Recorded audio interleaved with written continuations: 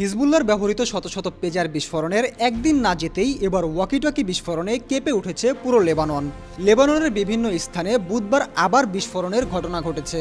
এতে অন্তত ২০ জন নিহত এবং ৪৫০ জন আহত হয়েছে।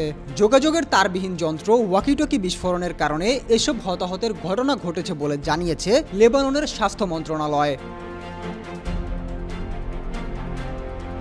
এর আগে ১৭ সেপ্টেম্বর লেবাননের কয়েকটি স্থানে হিজবুল্লাহ সদস্যদের ব্যবহার করা কয়েক হাজার পেজার একযোগে বিস্ফোরণ ঘটে। এতে ২ শিশুসহ ১২ জন নিহত এবং প্রায় ৩,০০০ জন আহত হয়েছিল। মঙ্গলবার ও বুধবারের বিস্ফোরণের ঘটনার জন্য ইসরায়েলকে দায়ী করেছে হিজবুল্লাহ। বুধবার বিস্ফোরণের ঘটনার পর নিজেদের সেনাদের প্রশংসা করে ইসরায়েলি প্রতিরক্ষা মন্ত্রী ইয়োভ গ্যালান্ট বলেন, আমরা যুদ্ধের একটি নতুন অধ্যায়ের সূচনা পর্বে রয়েছি। এখন আমাদের সাহস, সংকল্প ও উদ্যম দরকার।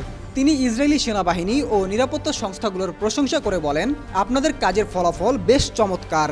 বিবিসি জানায়, বুধবার ইসরায়েলের সেনাবাহিনী নিজেদের ৯৮তম ডিভিশন গাজা থেকে উত্তর ইসরায়েলে সরিয়ে নিয়েছে। এর আগ পর্যন্ত উত্তর ইসরায়েলে দেশটির সেনাবাহিনীর ৩৬তম ডিভিশন মোতায়েন করা ছিল। এর অর্থ হলো নিজেদের উত্তরাঞ্চল তথা লেবানন সীমান্তেও মনোযোগ যথেষ্ট পরিমাণে বাড়িয়েছে ইসরায়েল। আলিফ মিয়া, মেট্রো টিভি।